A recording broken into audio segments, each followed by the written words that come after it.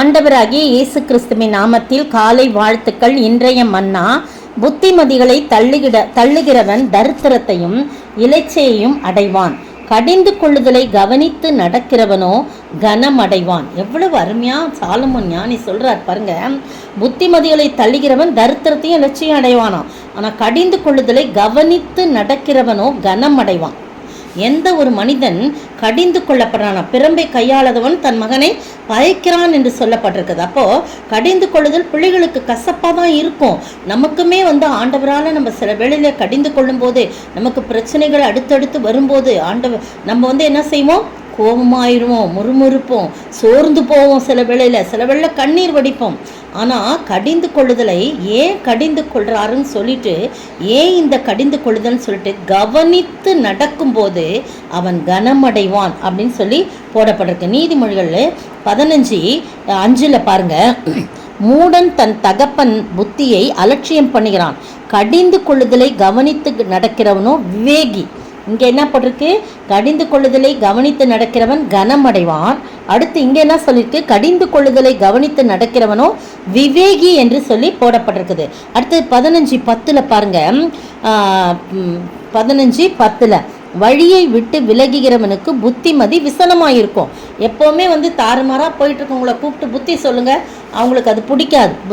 புத்திமதி விசனமாயிருக்கும். ஆனால் கடிந்து கொள்ளுதலை வெறுக்கிறவன் சாவான். கடிந்து கொள்ளுதலை விரும்புகிறவன், அதை ஏற்றுக்கொள்ளுகிறவன் விவேகி. அதன்படி நடக்கிறவன், கவனித்து நடக்க விவேகி. அதே மாதிரி நடக்கிறவன் கனமடைவான். ஆனால் அது மாதிரி நடக்காதவன் பாருங்க 10 சொல்லப்படுது, கடிந்து கொள்ளுதலை வெறுக்கிறவன் சாவான் அப்படின்னு போட்டிருக்கு. 12 பாருங்க. பரியாசக்காரர் தன்னை கடிந்து கொள்ளுகிறவனை நேசியான், ஞானவான்களிடத்தில் போகவும் மாட்டான். யார் கடிந்து கொள்ளுதலை விரும்ப மாட்டாங்க அப்படின்னா பரியாசக்காரன். பரியாசக்காரன் கடிந்து கொள்ளுதலை என்ன பண்ண மாட்டான், அவன் விரும்ப மாட்டான். அதே மாதிரி வழியை விட்டு விலகுகிறவனும் கடிந்து கொள்ளுதலை பார்த்து வெறுக்கிறவனாய் காணப்படுறான். இன்னொருத்த பாருங்க 15:31 பாருங்க. இப்போ அதே 15 எத்தனை தடவை அந்த கடிந்து கொள்ளுதலை குறித்து சொல்லப்பட்டிருக்கு. 15:31 பார்த்தீங்கன்னா, ஜீவனுக்கு ஏதுவான கடிந்து கொள்ளுதலை ஏற்றுக்கொள்ளும் காது ஞானிகளிடத்திலே தங்குமா. அந்த இடத்துல யார் ஏற்றுக்கொள்ள மாட்டானா, பரியாசக்காரனும் வழியை விட்டு விலகுகிறவனும் அதை என்ன பண்ண மாட்டான், கடிந்து கொள்ளுதலை விரும்ப மாட்டான், அதை வெறுப்பான்.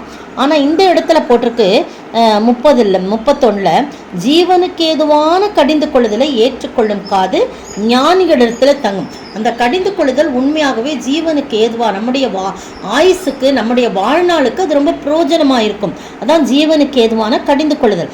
அதை ஏற்றுக்கொள்ளும் காது யாருக்கு இருக்குன்னா, ஞானிகளிடத்தில் தங்கோன்னு போட்டிருக்கு. அடுத்த வசனம் பாருங்க 32 புத்திமதியை தள்ளி விடுகிறவன் தன் ஆத்மாவை வெறுக்கிறான், கடிந்து கொள்ளுகிறதை கேட்கிறவனோ ஞானம் அடைவான். இப்போ பாருங்க, கடிந்து கொள்ளுதலை கேட்கிறவன் எப்படி இருக்கிறான்னா, முதல்ல கனமடைகிறான். அடுத்தது அவன் விவேகி, நடக்கிறவன் விவேகியாக இருப்பான். இந்த இடத்துல 32 அவன் ஞானமடைவான். கடிந்து கொள்ளுதலை கேட்கிறவன் ஞானமடைவான், நல்லா அவனுக்கு ஞானம் கிடைக்கும் அப்படின்னு சொல்லி போடப்பட்டிருக்கு. கடைசியாக ஒரு வசனம் கூட நம்ம வாசிக்கலாம். 25 அதே நீதிமொழிகளில் 25:12 பாருங்க. 25:12 கேட்கிற செவிக்கு ஞானமாய் கடிந்து கொண்டு புத்தி சொல்லுகிறவன் பொற்கடுக்கனுக்கும் அபரஞ்சி பூஷணத்திற்கும் சரி. அப்போ இவ்வளோ நேரம் கடிந்து கொள்ளுதலை பற்றி கேட்டோம். கடிந்து கொண்டு புத்தி சொல்லுகிறவன் எப்படிப்பட்டவனா, யார் யார் கேட்குறாங்களோ அவங்கள ஞானமாய் கடிந்து கொண்டு புத்தி சொல்லுகிறவன் யாருக்கு ஒப்பாவானாம், பொற்கடுக்கனுக்கும் அபரஞ்சி பூஷணத்திற்கும் சரி. அப்படின்னா என்னன்னா, பொன்னால் செய்த கம்மல் இருக்குல்ல, கடுக்கன்னு சொல்லுவாங்க. அந்த கடுக்கனுக்கும் அபரஞ்சி பூஷணம்னா என்னன்னா, பசும் பொன்னால் செய்யப்பட்ட நகை அப்படின்னு அர்த்தம். அபரஞ்சி பூஷணம்னா பசும் பொன்னால் செய்யப்பட்ட நகை.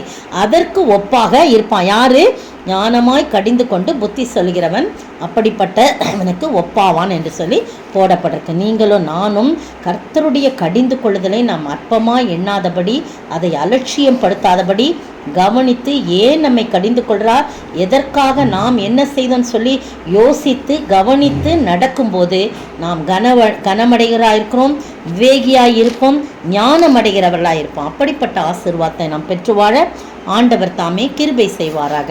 ஆமென்.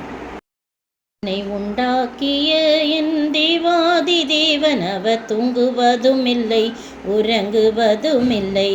என்னை அவர் கடிந்து கொண்டு ஆலோசனை சொல்லுவார், சத்தியத்தின் பாதையிலே நித்தமும் நடத்துவார். ஏற்றுக்கொண்டு நடக்கும்போது ஞானம் கனம் அடைவோம் அவராலே என்றுமே. என்னை உண்டாக்கிய என் தேவாதி தேவன் அவர் தூங்குவதும் இல்லை உறங்குவதும் இல்லை. ஸ்தோத்திரிக்கிற ஆண்டவரே, துதிக்கிற ராஜா, வாழ்த்துகிற வணங்கிறப்பா தகப்பனே, இந்த அருமையான வேலைக்காய் ஸ்தோத்திரம். இந்த காலை வேளையிலே ஆண்டவரே, நீர் எங்களை கடிந்து கொள்ளும்போது நாங்கள் அதை கவனித்து நடக்க, அதன்படி நடக்க, அதன் மூலமாக நாங்கள் கனமடைய, வேகமடைய, ஆண்டவரே ஞானமடைய நீர் உதவி செய்ய வேண்டுமாய் ஜெபிக்கிறோம். இயேசு கிறிஸ்துவின் நாமத்தில் ஜெபிக்கிறேன் பிதாவே, ஆமீன். நேற்றைய பதில், கர்த்தருடைய வசனமோ என்றென்றைக்கும் நிலைத்திருக்கும். 1 பேதுரு 1:25. இன்றைய கேள்வி, முன்னே நீங்கள் எப்படி இருந்தீர்கள், இப்பொழுதோ நீங்கள் எப்படி இருக்கிறீர்கள்? முன்னே நீங்கள் எப்படி இருந்தீர்கள், இப்பொழுதோ நீங்கள் எப்படி இருக்கிறீர்கள்?